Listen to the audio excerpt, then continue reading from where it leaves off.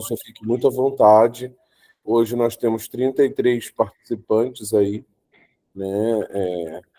As aulas ficam gravadas para que depois os demais participantes da escola possam acessar no nosso canal do YouTube. Tá bem? Ok, muito obrigado, viu, pela acolhida. Eu que agradeço a disponibilidade. Deus lhe retribua. Boa missa e reze por nós. Pode deixar, pode deixar. Grande abraço, gente. Deus Tchau, tchau.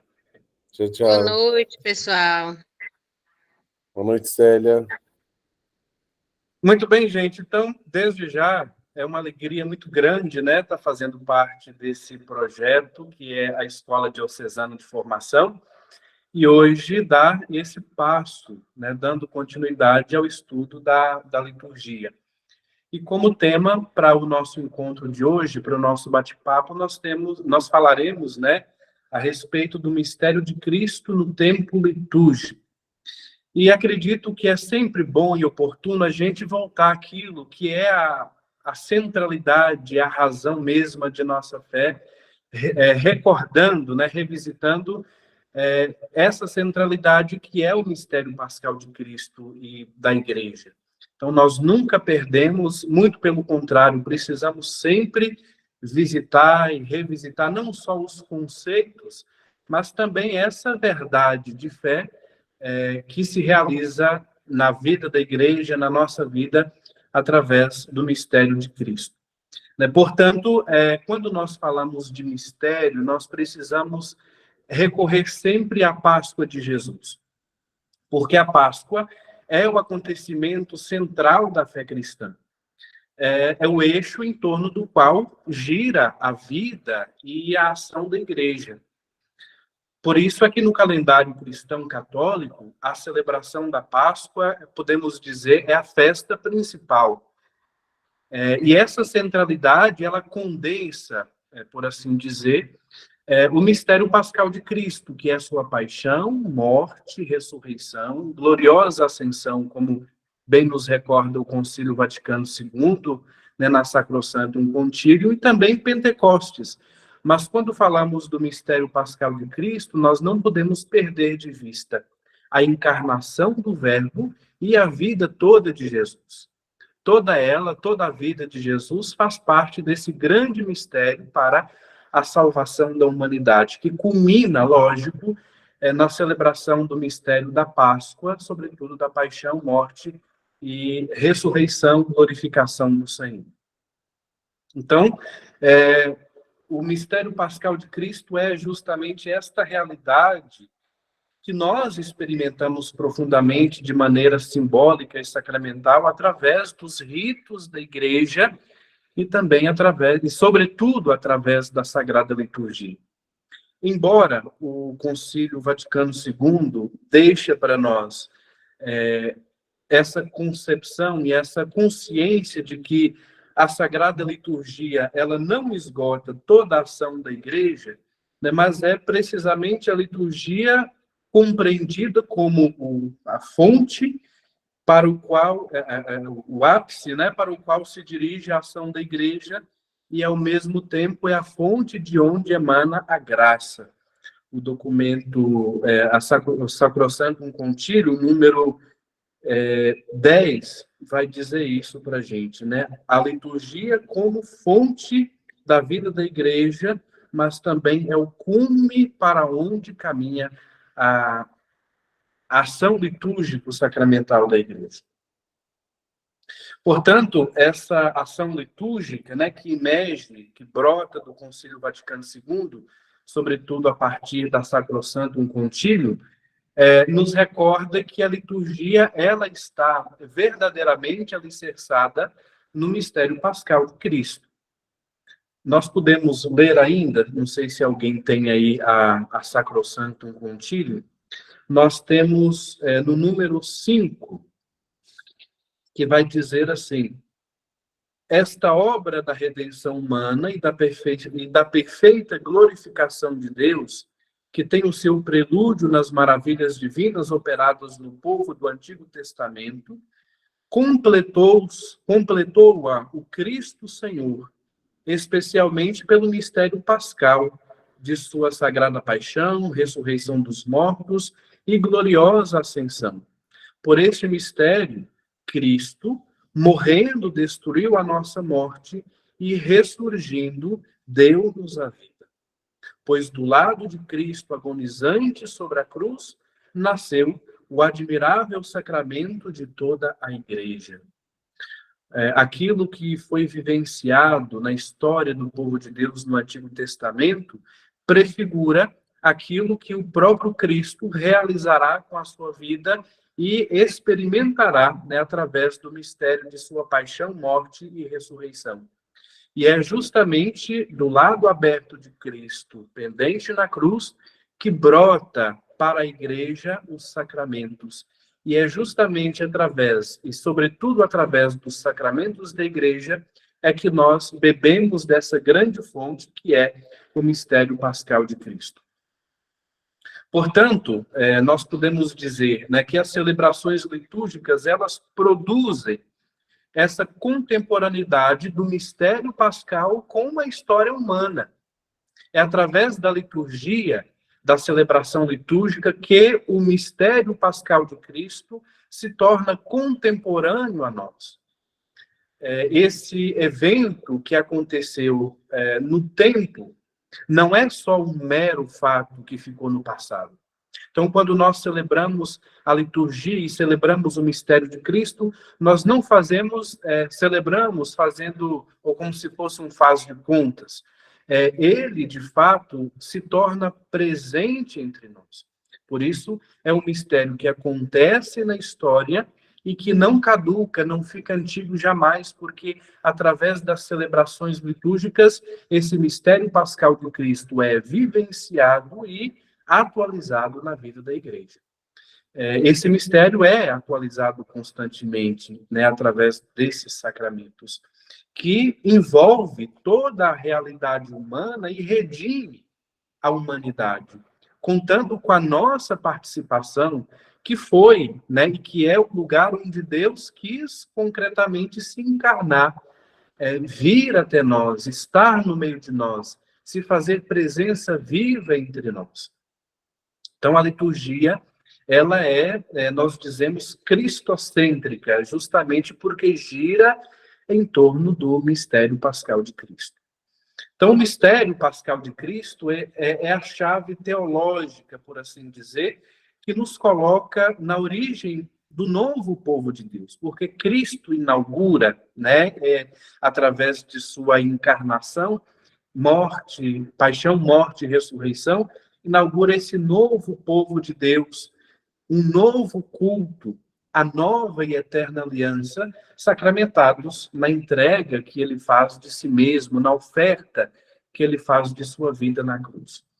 Então, as celebrações litúrgicas, elas evidenciam justamente a riqueza e toda a grandeza do mistério pascal de Cristo que nós vivenciamos. Então, quando nós celebramos, né, esse grande mistério, ou estes grandes mistérios, a Igreja, ela celebra a presença do ressuscitado, que com o Pai e o Espírito Santo continuam realizando a obra de salvação da humanidade. Então, a Igreja, quando celebra o mistério pascal de Cristo, celebra a presença de Jesus Cristo vivo na sua Igreja, atuante na Igreja, que continua orientando, motivando e alimentando a Igreja para que ela possa corresponder à sua missão e à sua vocação batismal.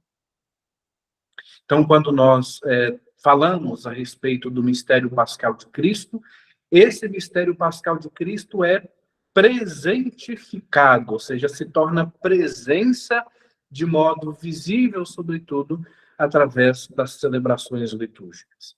Então, quando nós falamos de liturgia, nós também buscamos evidenciar esse mistério pascal que se atualiza, sobretudo nos sacramentos do batismo, da Eucaristia, dos outros sacramentos e sacramentais. O batismo, porque nos introduz nesse mistério, nos torna participantes desse mistério. E a Eucaristia é a celebração por excelência desse memorial, ou seja, da entrega de Jesus, da oferta de sua vida, da sua paixão, morte e ressurreição. E na liturgia das horas que nós rezamos, também nós vivenciamos este mistério pascal e também no decorrer de todo o ano litúrgico, na memória dos santos, na memória da Virgem Maria, que nós rezamos algumas vezes durante o ano. E a celebração do mistério pascal ou da Páscoa de Cristo, ela está fundamentada ou parte daquilo que é a celebração judaica. Então, quando nós falamos da Páscoa cristã, da celebração da Páscoa cristã, a gente também sempre faz memória porque nós trazemos também raízes, celebrando a nova Páscoa de Jesus, mas nós herdamos algumas coisas, especialmente os rituais da Páscoa judaica. Mas quando nós falamos da Páscoa cristã, partindo da Páscoa judaica, nós compreendemos que Jesus ele institui esse rito pascal novo.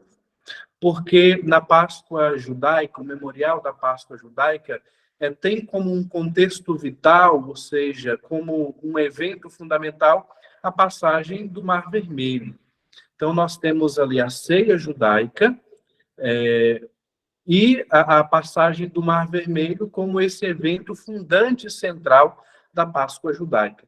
Na Páscoa cristã, ou seja, inaugurada por Jesus, o contexto vital é a entrega que Jesus faz de si mesmo nas espécies sagradas do pão e do vinho, que são sacramentos, ou seja, que são sinais vivos e permanentes daquele evento fundante de sua paixão, morte e ressurreição.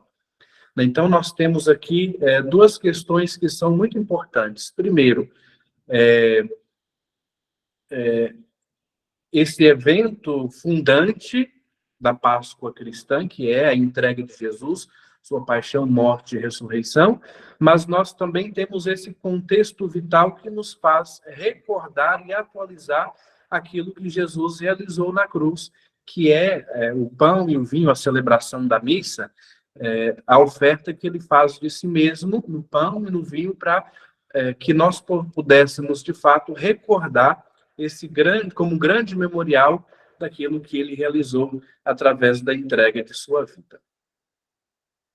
Desse modo, Jesus ele vai nos revelar e nos mostrar que a nova Páscoa é a imolação do seu corpo e sangue para a salvação da humanidade. Esse sentido, né, cristão, ele foi ritualizado através da oferta das espécies do pão e do vinho que Jesus ele faz aos seus discípulos naquela última ceia e que nós celebramos na Quinta-feira Santa. O pão é a carne de Jesus entregue e o vinho é o sangue derramado para a salvação de muitos. É isso que nós celebramos na Sagrada Eucaristia, né? A carne de Jesus entregue e o sangue de Jesus derramado, simbolizado ali sacramentalmente nas espécies sagradas do pão e do vinho, que se tornam, pela ação do Espírito Santo, o corpo e o sangue do Senhor, entregue, ofertado e derramado para a salvação da humanidade. Além disso, o Senhor Jesus, o próprio Jesus, ele pediu para que nós fizéssemos memória daquele gesto sacramental como sinal vivo, como sinal permanente da sua presença entre nós, da sua presença no mundo. Na oração eucarística, né, nós, até quando o padre diz eis o mistério da fé, nós dizemos todas as vezes que comemos desse pão, todas as vezes que bebemos deste vinho, nós anunciamos a morte do Senhor, né, enquanto esperamos a sua vinda gloriosa. Então, obedecendo às palavras do próprio Cristo, desde o primeiro século, as comunidades cristãs, elas se reúnem para celebrar a Páscoa. A igreja, ela é obediente a essa ordem deixada por Jesus de celebrar a Eucaristia como sinal permanente de sua presença até a sua vinda gloriosa, até o dia em que se concretizará na plenitude aquilo que agora nós estamos celebrando. Então, a igreja, ela celebra o memorial da Páscoa do Senhor. E esse é um tema também, um tema muito importante para a gente guardar no coração, porque quando nós falamos de memorial, não é só uma mera recordação dos fatos acontecidos no passado, como eu já disse anteriormente, mas é um sinal vivo, um sinal verdadeiro da entrega que Jesus faz de si mesmo, e essa entrega que se atualiza na vida da igreja e também na vida de cada um de seus membros. Então, o memorial é a presença viva de Jesus entre nós na igreja, sobretudo através do sacramento da Eucaristia. Francisco Taborda, no seu livro O Memorial da Páscoa do Senhor, ele vai, de maneira muito simples, dizer para nós a respeito do memorial que nós celebramos. Esse grande mistério de nossa fé. O que é o memorial? Ele vai dizer para nós, nos sinais do pão e do vinho deixados por Jesus, nós nos tornamos hoje salvificamente contemporâneos do Redentor, da morte e ressurreição do Senhor. Este mistério, ou sacramento, participamos do acontecimento único e irrepetível que trouxe a redenção para nós. Por esse pão e esse vinho, sobre o qual se pronunciou a ação de graças do memorial e para os quais suplicou a vinda do Espírito Santo, nós somos realmente transportados na fé ao evento fundador e nos tornamos participantes dele. É por causa disso, do sinal do pão e do vinho, sobre os quais se pronunciou o memorial da ação de graças, que nós somos reunidos. Então, quando nós celebramos a Eucaristia, ou seja, o memorial da Páscoa de Jesus, nós somos, pela fé, como que transportados para aquela última ceia, celebrada com Jesus, por Jesus, com os apóstolos. Portanto, nós, profeticamente e através da fé, nós somos transportados para aquela última ceia com Jesus e com os discípulos. Pelo memorial da entrega do Senhor sob os sinais do pão e do vinho, nós nos apropriamos da redenção em Cristo e ele se torna presente como verdadeiro Cordeiro que tira o pecado do mundo. Também nós podemos dizer, este pão que agora partimos é aquele que Jesus partiu, significando profeticamente o seu corpo entregue por nós. Este vinho que está agora aqui no cálice é aquele vinho que Jesus bebeu na última ceia, anunciando profeticamente o seu sangue derramado. Portanto, quando nós celebramos o memorial da Eucaristia, nós nos tornamos, pela fé e pela graça de Deus, contemporâneo daquele evento que Jesus realizou na última ceia. Portanto, é a ceia pascal de Cristo que acontece hoje, aqui e agora, na vida da igreja. Assim, a igreja ela se torna o primeiro sinal sacramental.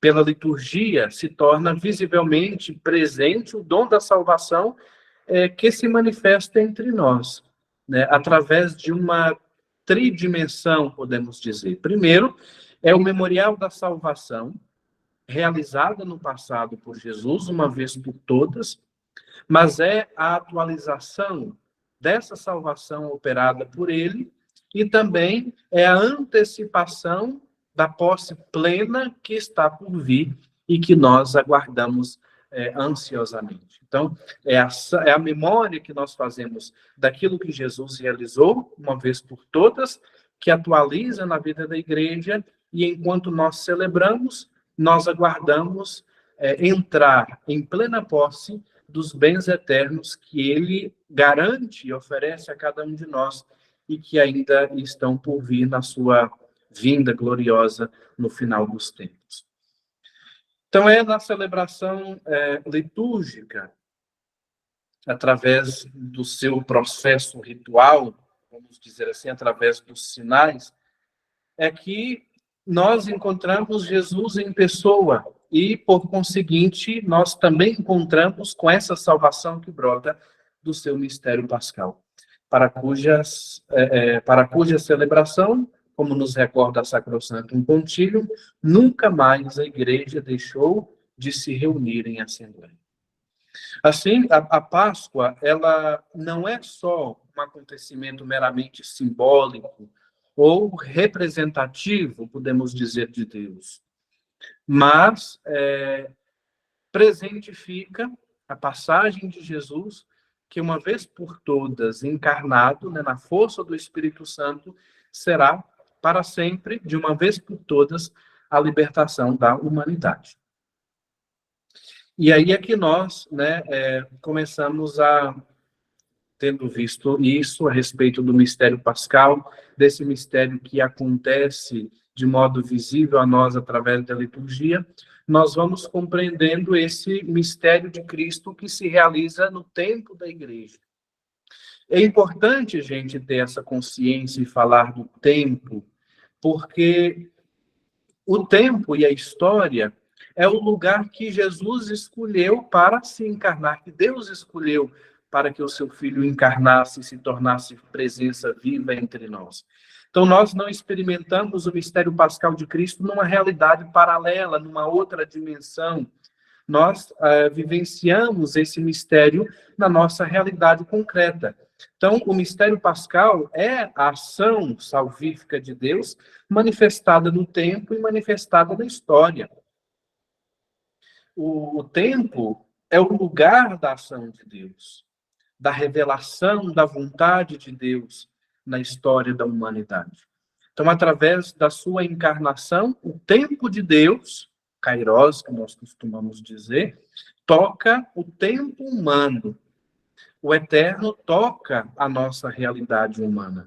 E isso é bonito, porque Deus, na sua infinita bondade e misericórdia, vem até nós, sai, né, da eternidade e entra no tempo, sujeito às coisas do tempo, para nos oferecer a dádiva do seu amor, da sua misericórdia e da salvação que ele nos concede através da oferta que ele faz de sua vida na cruz por cada um de nós. Então, o tempo é justamente a obra de Deus.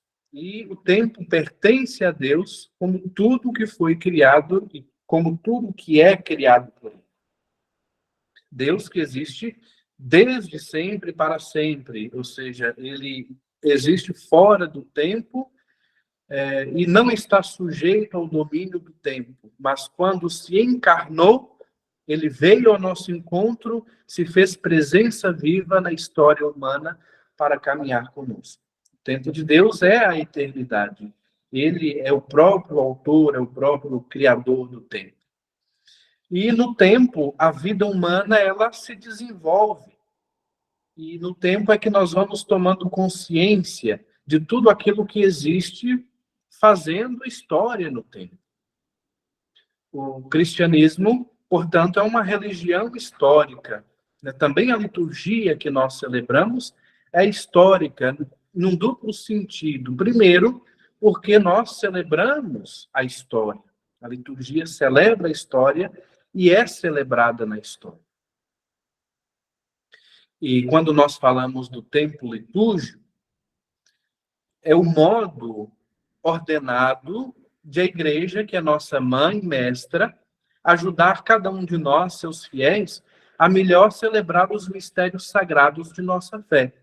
Então, quando foi estabelecido esse tempo litúrgico, é em vista justamente do mistério pascal de Cristo, para que nós, no nosso dia a dia, de maneira ordenada, pudéssemos melhor celebrar esse mistério, porque nós compreendemos que é um mistério grandioso e que nós não podemos deixar passar tudo aquilo que ele quer e oferece a cada um de nós. Então, a igreja ordena o tempo litúrgico em torno do ano litúrgico para que nós, de fato, pudéssemos melhor celebrar esses mistérios sagrados de nossa fé. Então, o tempo litúrgico na vida da igreja é um caminho pedagógico espiritual. que ajuda o cristão a crescer, a amadurecer na fé e a vivenciar os mistérios de Cristo na vida cotidiana. Nós temos a dinâmica diária, a liturgia das horas, como disse, mas também a celebração da missa diariamente, a dinâmica semanal, sobretudo com a celebração do domingo como o dia do Senhor, o dia glorioso da ressurreição, e também a dinâmica anual, sobretudo a celebração anual da Páscoa de Jesus. Então, é a maneira ordenada de a igreja celebrar, mas também de viver no seu íntimo os mistérios de Cristo, a sua encarnação, a sua vida, sua paixão, sua morte e a ressurreição. Carvalho, né, Humberto Carvalho, ele vai também salientar que o ano litúrgico, ele não é uma ideia, mas é uma pessoa. O ano litúrgico é o próprio Jesus Cristo e o seu mistério atuado no tempo, oferecido e comunicado aos fiéis, mediante as ações sacramentais e que hoje a igreja celebra como memória, ou seja, como presença e como profecia. Desse modo, o ano litúrgico ele é diferente do ano civil, porque no ano civil se começa 1º de janeiro e vai até 31 de dezembro. O ano litúrgico não segue essa dinâmica. Inicia-se com o 1º domingo do Advento, o ano litúrgico, e vai até a festa de Cristo Rei do Universo. Então, dá um giro desde a preparação, a expectativa para a encarnação do Verbo, ou seja, a celebração do Natal de Jesus, e vai até a festa de Cristo Rei, que é o último domingo antes do 1º domingo do Advento. Então, começa com o 1º domingo do Advento e se encerra com a celebração de Cristo Rei do Universo. Então, o ano litúrgico, ele abarca a encarnação, o nascimento, a vida, a morte, a ressurreição e a glorificação de Jesus. E qual é o fundamento cristão do ano? É o próprio Jesus Cristo. É o ano da graça do Senhor. É o tempo da presença de Cristo que dura para sempre, né? Ou seja, é o tempo de Cristo que está entre nós, que a igreja celebra e que dura por toda a eternidade. O ano litúrgico é o símbolo da eternidade definitiva que foi inaugurada por Jesus Cristo através de sua ressurreição, e por essa razão torna um símbolo, né, para nós da vida plena do ressuscitado. É interessante quando nós, na celebração da Vigília Pascal, temos o Círio. O Círio Pascal é o sinal do Cristo ressuscitado como luzeiro, né, como luz que brilha na escuridão das trevas e do pecado. E quando nós preparamos o Círio Pascal, nós dizemos Cristo ontem e hoje, alfa e ômega, ou seja, princípio e o fim. A ele o tempo e a eternidade pelos séculos dos séculos. Amém. No Círio Pascal, todo ano nós temos lá inscrito o ano corrente, ou seja, aquele ano litúrgico que nós estamos vivendo de 2021, 2022, 2023, ou seja, a ação de Deus, o mistério pascal de Cristo que se realiza no hoje de nossa vida, na nossa história, né? E nós continuamos vivenciando esse grande mistério através da graça de Deus. Então, quando nós celebramos o mistério pascal de Cristo, esse mistério ele se realiza na vida da igreja através do tempo. Então, a liturgia, celebrando esse mistério pascal de Cristo ao longo dos anos, ao longo dos meses, ao longo das semanas, ao longo das horas também, pascualiza o tempo, ou seja, faz com que Cristo, né, o mistério pascal de Cristo, se torne vivo e presente constantemente, cotidianamente, na vida de seus fiéis, na vida dos seus discípulos. Então, coloca o tempo justamente na linha da história da salvação. Em outras palavras, a celebração pascal de Cristo, do mistério pascal de Cristo, sua paixão, morte e ressurreição, santifica o tempo e torna o tempo um lugar privilegiado, né, da manifestação de Deus para cada um de nós. E aí, como disse na liturgia das horas, sobretudo que a igreja reza, nós vamos desde as laudes, que é a oração da manhã, até as completas, vivenciando esse mistério pascal e tomando consciência e fazendo memória desse mistério que se realiza na vida da igreja. E a semana, ela é marcada principalmente pelo domingo. O domingo é a festa cristã, né? A grande festa cristã, como enfatiza o Concílio Vaticano II. Então, o domingo ocupa o lugar central como o dia do Senhor, o dia da nossa libertação, o dia da ressurreição de Jesus, né? O dia em que nós fomos, de fato, redimidos. Então, o ritmo semanal, ele representa de maneira mais evidente, podemos dizer assim, essa santificação do tempo litúrgico. A Páscoa semanal que nós celebramos, ou seja, o domingo, é a sequência fundamental de todo o tempo litúrgico cristão católico. E no que diz respeito ao calendário das celebrações anuais, o coração está precisamente no tríduo pascal, ou seja, quinta-feira santa, sexta-feira e sábado santo, né, a vigília pascal, e, lógico, o próprio domingo de Páscoa como o dia do Senhor.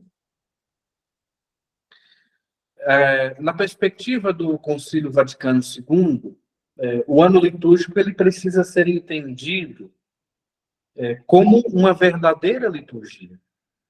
Não é simplesmente, quando falamos do ano litúrgico, não é simplesmente uma sequência de datas pré-estabelecidas dentro de um calendário das celebrações religiosas da Igreja.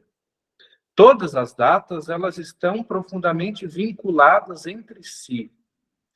É a presença sacramental ritual desse mistério de Cristo vivido ao longo de todos os dias do ano. Então, não é só uma sequência ordenada de datas que a gente vai todo ano repetindo. É o próprio mistério pascal de Cristo que se atualiza na vida da igreja. Né? E é isso que nós precisamos criar consciência para que, quando nós celebrarmos estes mistérios, nós também sentirmos a presença do Cristo ressuscitado na vida da igreja, que continua nutrindo, orientando e motivando. Então, no tempo litúrgico, para nós cristãos, o domingo ele ocupa a centralidade como o dia do Senhor. De fato, o dia da ressurreição do Senhor, ou seja, o domingo, é o núcleo da celebração de todo o ano litúrgico. De modo que os cristãos, cada um de nós, reunidos em assembleia, celebramos a Páscoa semanal, fazendo memória, assim, da Páscoa de Jesus. Então, domingo, ele, por assim dizer, é o centro do tempo cristão, porque no domingo nós celebramos a ressurreição de Cristo e cada domingo é uma pequena Páscoa. O domingo cristão, nós podemos dizer que ele traz em si 3 elementos importantíssimos. Primeiro, recorda a criação do mundo e remete para esse solene esplendor da bondade de Deus dentro do tempo. Recorda a criação do mundo, a nova criação que é refeita em Cristo, através de sua paixão, morte e ressurreição. Recorda o dia dessa nova criação em que o mundo se renovou através de Cristo. E aí aproveita o momento do descanso, não simplesmente para santificar uma interrupção do trabalho, mas também para fazer alusão do descanso eterno do ser humano em Deus. O dia do Senhor é também o dia do descanso, né? O dia dedicado ao Senhor, o dia em que nós descansamos do trabalho, mas o dia em que nós também refletimos, aquele dia em que nós, né, descansaremos, por assim dizer, eternamente no colo de Deus, na eternidade, que é o caminho e a direção para onde todos nós caminhamos. Nós temos, numa carta antiga de Justino, que é filósofo e cristão, Marte, ele vai dizer para nós aquilo que é um dos relatos mais antigos a respeito da celebração do domingo em Roma, por volta do ano 155. E nessa carta de Justino, ele vai falar um pouco como era essa celebração lá nas primeiras comunidades cristãs do domingo. Ele vai dizer na carta: no dia chamado Sol, como é chamado, né, o Sol é justamente Cristo como a luz que ilumina a vida dos cristãos, o Cristo ressuscitado, reúnem-se nesse dia no mesmo lugar os habitantes, quer das cidades, quer dos campos. Leem-se na medida em que o tempo permite, ora os comentários dos apóstolos, ora os escritos dos profetas. Depois, quando o leitor terminou, o que preside toma a palavra para aconselhar e exortar a imitação de tão sublimes ensinamentos. A seguir, pomos-nos todos de pé e elevamos nossas preces por nós mesmos e por todos os outros, onde quer que estejam, a fim de sermos de fato justos por nossa vida e por nossas ações, e fiéis aos mandamentos para assim obtermos a salvação eterna. Quando as orações terminam, saudamo-nos uns aos outros com um ósculo. Em seguida, leva-se aquele que preside aos irmãos pão, um cálice de água e do vinho misturados. Ele toma e faz subir louvor e glória ao Pai do universo, no nome do Filho e do Espírito Santo, e rende graças. Em grego, Eucaristia significa ação de graças, longamente, pelo fato de termos sido julgados dignos destes dons. Terminadas as orações e as ações de graças, todo o povo presente prorrompe numa aclamação dizendo amém. Depois de o presidente ter feito a ação de graças e o povo ter respondido, os que entre nós se chamam diáconos distribuem a todos os que estão presentes pão, vinho e água eucaristizado e levam aos ausentes. Então, nós vemos aqui nesse relato da celebração do domingo, né, daquilo que depois nós vamos chamar da missa, nós vemos aquilo que as primeiras comunidades, ou como o modo de as primeiras comunidades cristãs celebrarem essa Páscoa no dia do Senhor, no dia domingo. Aquilo que depois a igreja pega a essência desse rito e continua perpetuando na história essa celebração da Páscoa do Senhor através da Eucaristia. Então, aqui nós percebemos através dessa carta, aquilo que é a estrutura hoje da celebração da própria missa. Então, as primeiras comunidades, os primeiros cristãos celebravam o domingo como dia pascal do Senhor, e somente mais tarde, né, que essa celebração ela é compreendida e inserida nessa celebração anual da Páscoa, como nós compreendemos hoje. De modo, né, que com o passar do tempo, essas celebrações elas vão sendo ordenadas para melhor vivenciar e celebrar esses mistérios de Cristo em todos os seus aspectos. Assim nasce o ano litúrgico da Igreja, com seus templos e também com seus ciclos. O Concílio Vaticano II reformulou todo o ano litúrgico e ordenou de modo que as celebrações fossem melhor vivenciadas. O Concílio Vaticano II, como acredito que todos já saibam, promoveu essa reforma litúrgica na vida da igreja. E dentro dessa reforma litúrgica, também ordenou, né, modificou todo o ano litúrgico, de modo que essas celebrações fossem melhor vivenciadas, testemunhadas pelos fiéis. Então, o tempo litúrgico ele segue um caminho mistagógico, como disse anteriormente.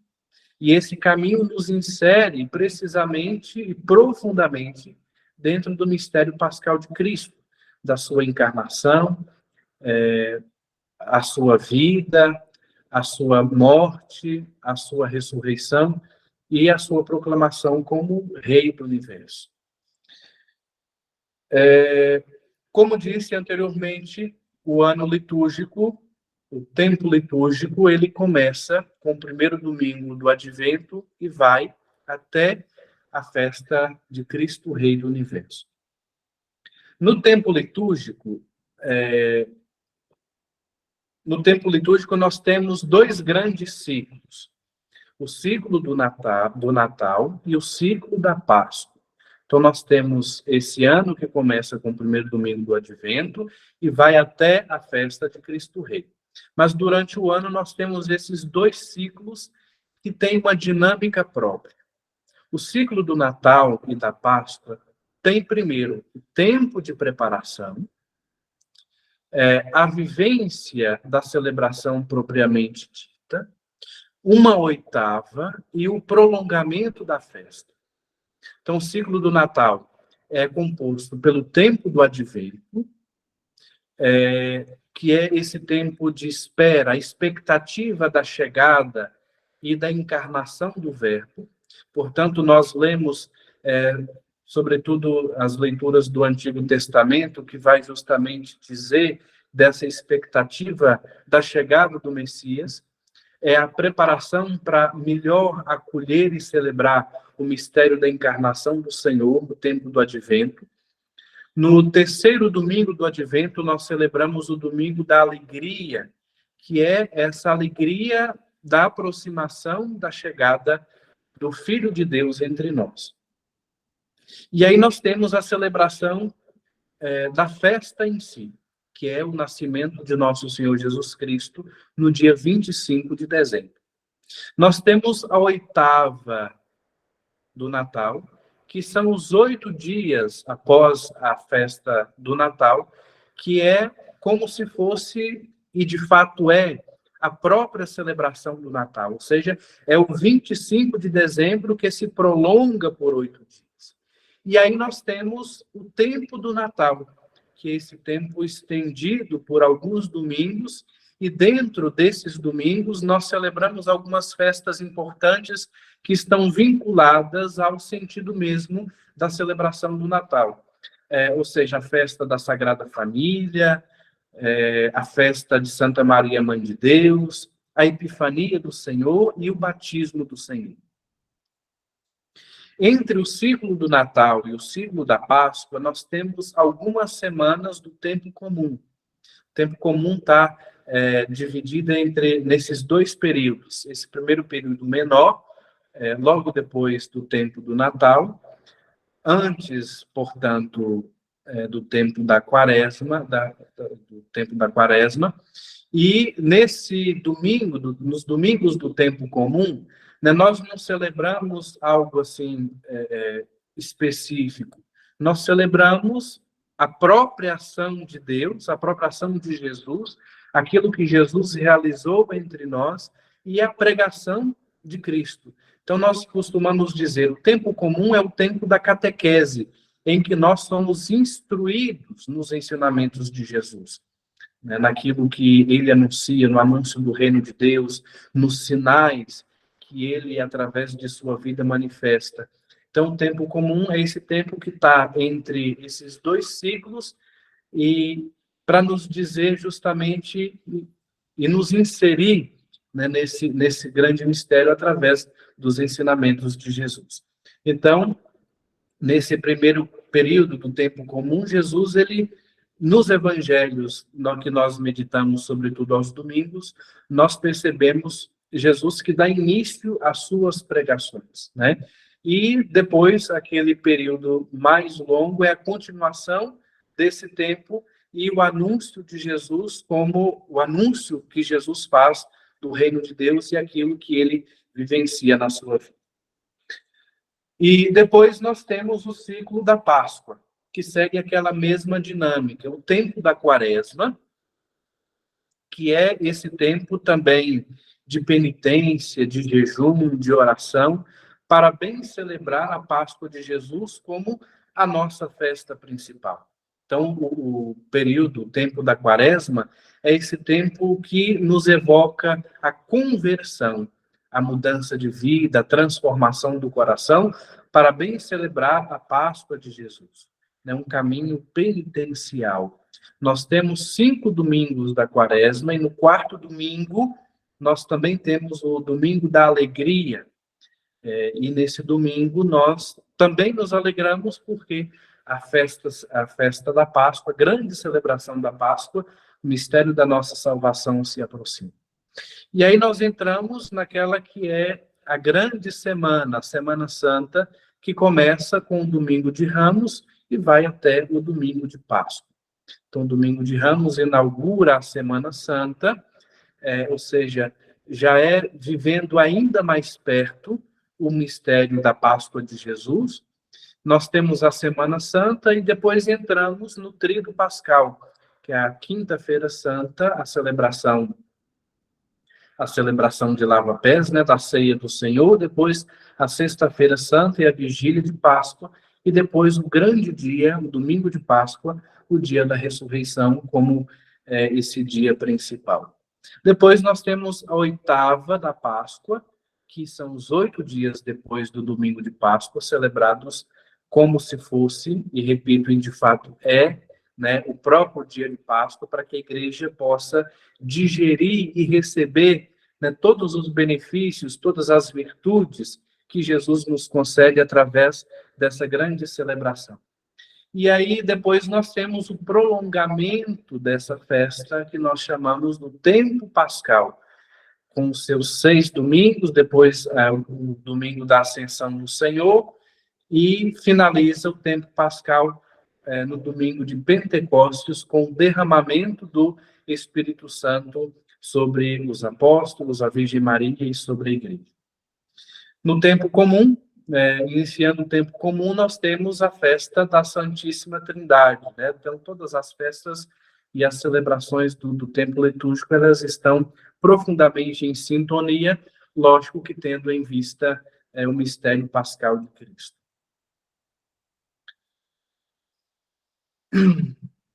Enfim, né, o tempo litúrgico é essa caminhada espiritual, celebrativa, que nos une ao mistério pascal de Cristo.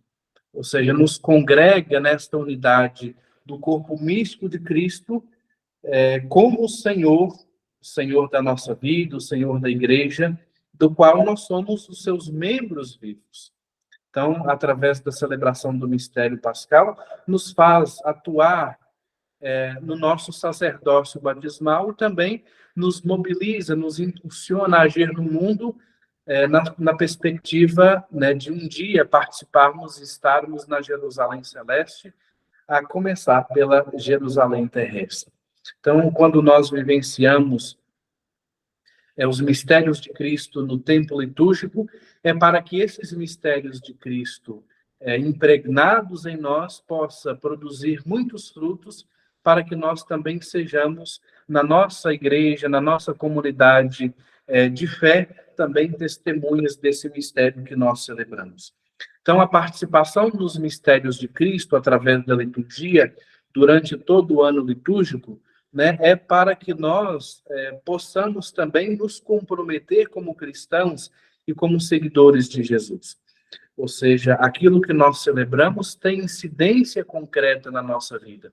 O mistério pascal de Cristo que nós celebramos não é uma realidade distante, fora de nós, mas nos toca profundamente, nos modifica e nos impulsiona também para testemunharmos e proclamarmos esse grande mistério de nossa fé na vida da igreja e na vida da comunidade. Então, a liturgia que nós celebramos, ela só tem um pleno sentido se ela é capaz, de fato, de transformar a nossa vida, orientar a nossa vida para Deus e também que nós sejamos capazes de corresponder, né, à missão que Jesus confia a cada um de nós e que espera que nós possamos abraçar através do mergulho que nós fazemos nesse grande mistério.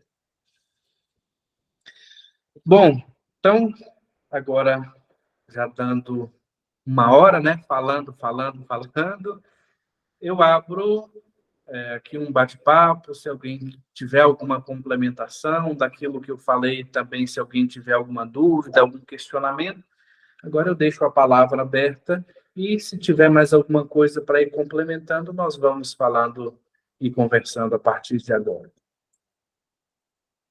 Vamos fazer assim, então, quem for falar, poderia abrir o microfone, de modo que a gente aguarde uma pessoa falar e aí depois eu faço alguma interrupção que for necessária e assim a gente vai passando a vez para os outros, tá bom? Levanta até a mãozinha aí, né? Quem quiser falar também pode levantar a mãozinha aí que a gente vai passando a vez.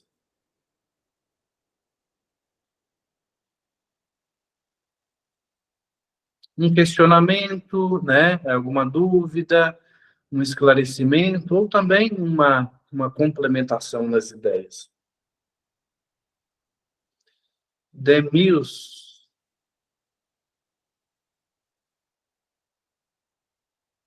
Abre o microfone, por favor. Isso. Eloy. Nós podemos afirmar que a liturgia é composta das celebrações que tem a Eucaristia, como nas pequenas comunidades, né? Somente nas comunidades rurais, que a gente tem outras celebrações, por exemplo, grupo de reflexões, terça, aniversário, outras coisas que a gente faz. Elas consideram também ato litúrgico ou só as celebrações que tem mesmo na Eucaristia? Olha,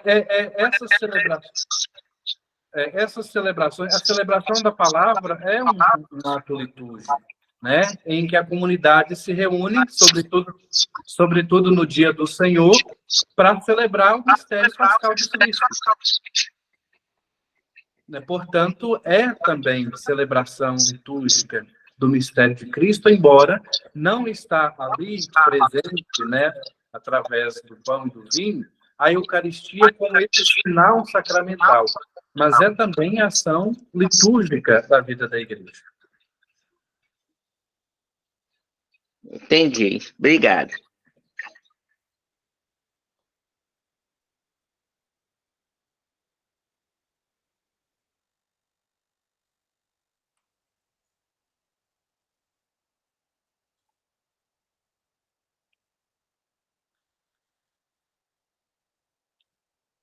Mais alguém?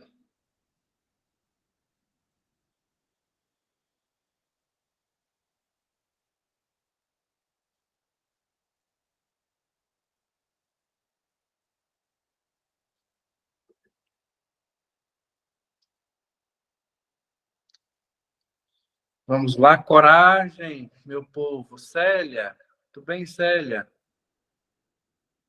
Oi, padre, quanto tempo? Pois é, tudo bem, bem? né? Muito bem, graças a Deus. Pois é. Falar aí sobre a questão do calendário litúrgico, o senhor, né, falou muito bem, e muitas vezes realmente a gente confunde calendário litúrgico, né, calendário civil. Somente quando a gente está fazendo essas formações é que a gente vai entender um pouco mais sobre a questão do calendário litúrgico. Então, bastante interessante aí a explicação. Muito bem, Célia, obrigado, viu, pela partilha aí. Agora, é interessante também, não sei se vocês já se perguntaram, por exemplo, por que a celebração da Páscoa não é uma celebração igual o Natal. O Natal nós celebramos no dia 25 de dezembro, né? Agora, a celebração da Páscoa é uma celebração que acontece em datas móveis, não é assim? E é em virtude da celebração da Páscoa é que tem também no calendário anual da igreja as outras datas para as celebrações. Por exemplo, a celebração da Páscoa vai também dizer quando é que começa a Quaresma e quando é que vai ser a celebração de Pentecostes, que são ali 50 dias contados depois da Páscoa, né? Então, o domingo de Páscoa é uma data móvel no calendário da igreja. E às vezes a gente fica sem entender direito, né? Por que isso acontece? A Páscoa, às vezes, cai um pouquinho mais cedo, um pouquinho mais tarde, né? E aí é uma curiosidade, é interessante a gente pensar que o calendário, ele segue uma lógica lunar. E ali coincide quase que com a celebração da Páscoa judaica. Porque nós temos um fenômeno, esse fenômeno ele é chamado de equinócio, que acontece 2 vezes no ano, né? O equinócio de outono, para nós aqui, o início do outono no hemisfério sul, que está ali, acontece entre o dia 20 e 21 do mês de março. E nós temos também um outro equinócio de setembro, que é o início da primavera aqui para nós no hemisfério sul. E esse é um fenômeno que acontece 2 vezes no ano e que marca para a gente a questão das estações. Então, durante esse equinócio é que os raios de sol, eles coincidem, vamos dizer assim, incidem, né, perpendicularmente sobre aquela linha do Equador, fazendo com que os raios de sol sejam distribuídos igualmente, né, de modo que o dia e a noite têm o mesmo tempo. E no calendário judaico, eles seguem mais ou menos essa questão para poder firmar a celebração da Páscoa. Agora, o domingo de Páscoa, como dia da ressurreição do Senhor, se não me falha a memória, foi estabelecido no Concílio de Nicéia, em 300 e alguma coisa. E aí se estabeleceu o seguinte: a celebração da Páscoa cristã acontecerá no primeiro domingo, depois da lua cheia desse primeiro equinócio de outono que acontece no mês de março. Então, por isso é que, às vezes, a data da Páscoa ela acontece um pouco mais adiante, ali depois do dia 20 de março, ou às vezes até princípio de abril, justamente porque é na primeira lua cheia. E aí nós temos, né, algumas justificativas teológicas ou sentidos teológicos. Primeiro, esse equinócio alude muito ao equilíbrio, né? E Jesus, quando se encarna, e através de sua paixão, morte e ressurreição, ele estabelece esse equilíbrio. E a lua cheia, que evoca a questão da completude, né? A lua cheia evoca a completude. Então, a Páscoa, ela é definida no calendário cristão depois, o primeiro domingo depois da lua cheia desse primeiro equinócio que acontece, né, no mês de março, que é o início do nosso outono.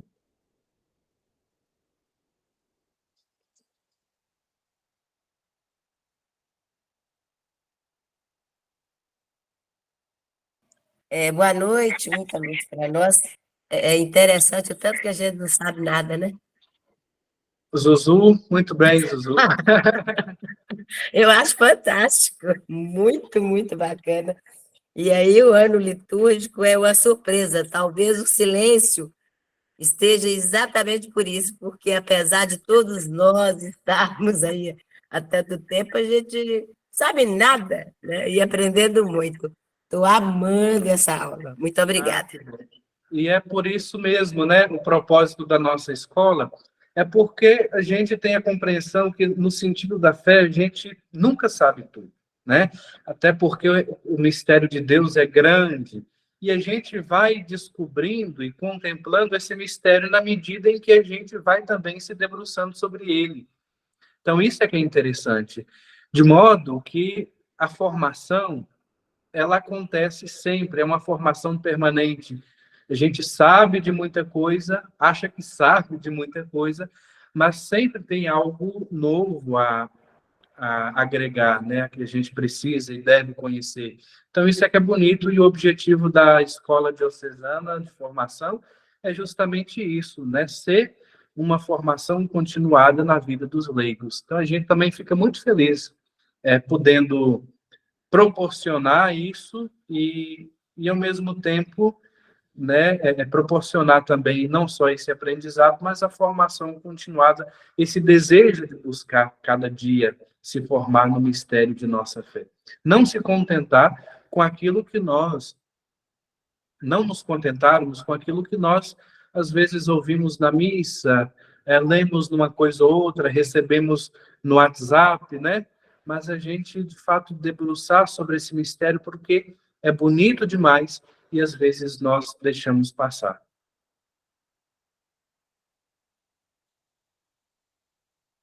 Alguém levantou a mão? Boa noite a todos. Manuela, boa noite, dona Manuela.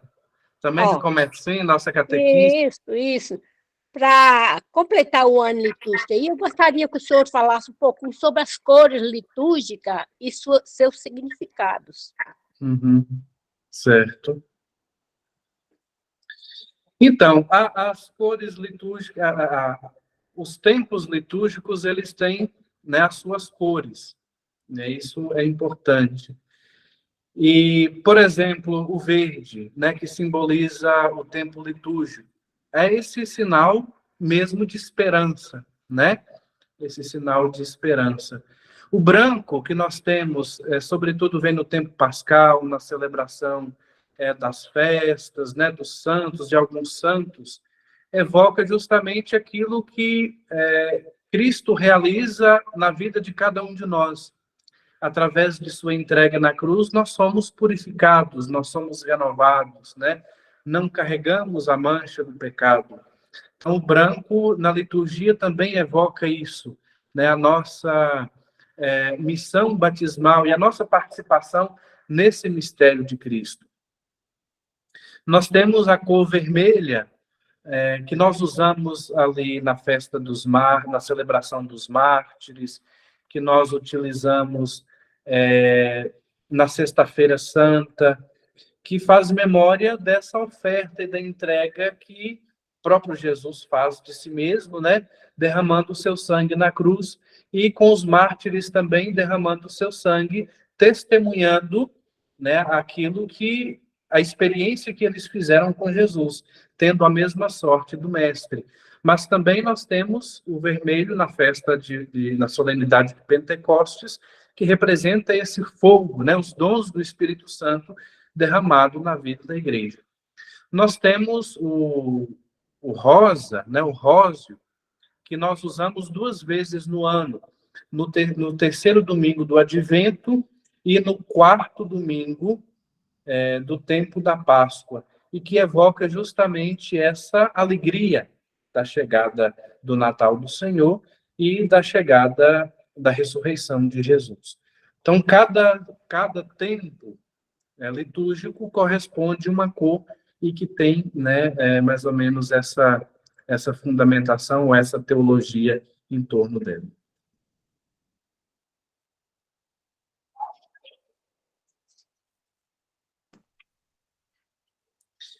E é interessante, só para poder complementar, nós temos, durante os tempos, sobretudo durante os tempos comuns, né, a celebração da festa dos santos, falando agora das cores, me recordei, a festa dos santos e também da Virgem Maria. E quando nós celebramos a festa dos santos, da Virgem Maria, nós não celebramos só a vida do santo em si, mas nós também celebramos nessas festas, né, e nessas memórias, o mistério pascal de Cristo que se realiza na vida deles. Então, quando nós celebramos, por exemplo, né, um santo mártir, nós recordamos esse mistério que acontece na vida de cada um, que aconteceu na vida daquele santo, e a experiência que ele fez de mergulhar no mistério pascal de Cristo e que, pela fé, também já goza, né, na eternidade da Páscoa definitiva no Senhor. Então, através da entrega e através da vida do santo, nós contemplamos a vida do próprio Jesus.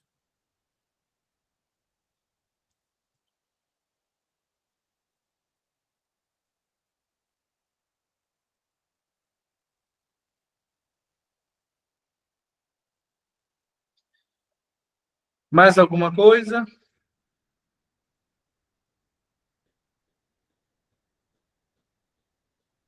Vou fazer, só para tirar uma dúvida. O senhor falou aí da semana que é marcada pelo domingo, que é dia do Senhor. É só, eu já esqueci, porque algumas crenças fala que o dia do Senhor é o sábado, inclusive os adventistas do sétimo dia. É só para clarear mais um pouquinho isso aí para nós. Certo. Olha, nós não podemos perder de vista o seguinte, né? Para a antiga aliança, ou seja, para o Antigo Testamento, para o povo judeu, o dia consagrado a Deus é o sábado, como o dia em que Deus concluiu toda a sua obra e descansou. Então, o sábado era o dia do Senhor, fazendo a recordação, né, desse último dia como o dia que Deus estabeleceu para o descanso. Então, nós, e o nosso regime, vamos dizer assim, é seguir os passos de Jesus. E Jesus Cristo, ele, através de sua paixão, morte e ressurreição, né, ele fez isso no domingo. Então, o dia da ressurreição do Senhor é o domingo. De modo que, para nós cristãos, não é mais o sábado consagrado ao Senhor e o dia de descanso. Mas como o dia da ressurreição de Jesus, o dia de fazer memória, o domingo é que se torna o coração, né? Ou seja, o dia principal de nós dedicarmos à oração, à participação nas celebrações litúrgicas, para a gente celebrar o mistério pascal de Cristo. Então, Cristo, através de sua paixão, morte e ressurreição, institui esse dia novo consagrado ao Senhor. Não mais o sábado, recordando a antiga aliança, mas agora a nova e eterna aliança, selada através do sangue de Cristo, entregue na cruz e que ressuscitou no primeiro dia da semana, como testemunha as Escrituras, e a partir disso é que as primeiras comunidades se reúnem nesse dia para fazer memória desse mistério pascal de Cristo, e consagrar esse dia, né, ao Senhor como o dia do Senhor, o dia da ressurreição de Jesus.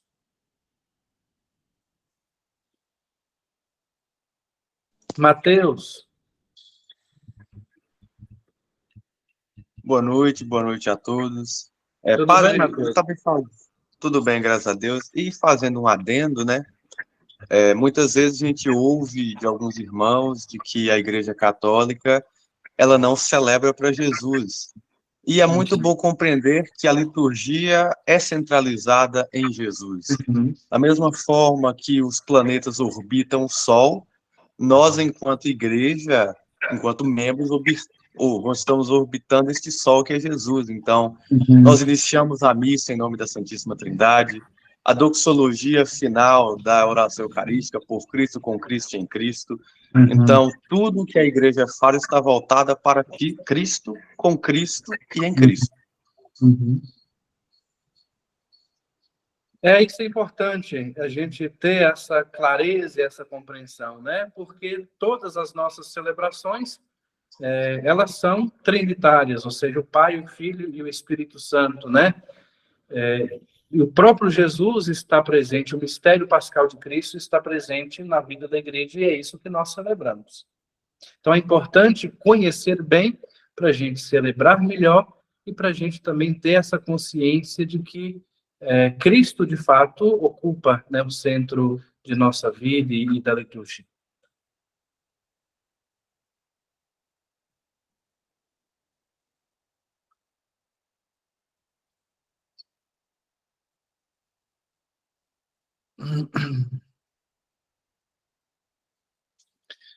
Muito bem, então, se não tem mais nada, nem mais alguma dúvida, alguma complementação, algum esclarecimento, agradeço muito, né, a atenção de vocês, dedicar essa hora e 15 minutos, né, para estar aqui, tirando esse tempinho para estudar. Então, nosso muito obrigado, mais uma vez, a vocês que se colocaram à disposição e estão abraçando esse projeto, nossa gratidão. Agradecemos, né, não está aqui, o Padre Carlos Magno, Frei Felipe, que com entusiasmo também tem conduzido a nossa escola diocesana de formação. É isso, né? Muito obrigado. No mais, me coloco à disposição, se depois alguém tiver alguma coisa, né, alguma dúvida, a gente pode esclarecer. Eu preparei o material, essa aula de hoje, e depois eu vou disponibilizar, vou enviar ao Padre Carlos Magno ou ao Frei Felipe para disponibilizar aí no grupo para vocês guardarem, tá bom? Para depois uma eventual consulta. Muito bem, então, muito obrigado. Para finalizar, vamos rezar um Pai Nosso, né, para que os nossos trabalhos sejam finalizados assim sob a bênção e a proteção do Senhor. Pai nosso, que estás no céu, santificado seja o vosso nome, venha a nós o reino, seja feita a vossa vontade, assim na terra como no céu. O nosso cada dia nos dai hoje, perdoai as nossas ofensas, assim como nós perdoamos quem nos tem ofendido. Não nos deixeis cair em tentação, mas livrai-nos. Amém. O Senhor nos abençoe, nos livre de todo mal e nos conduz à vida eterna. Amém. Amém. Então, mais uma vez, muito obrigado, boa noite, bom descanso para todos. Boa noite. Boa noite. Boa noite.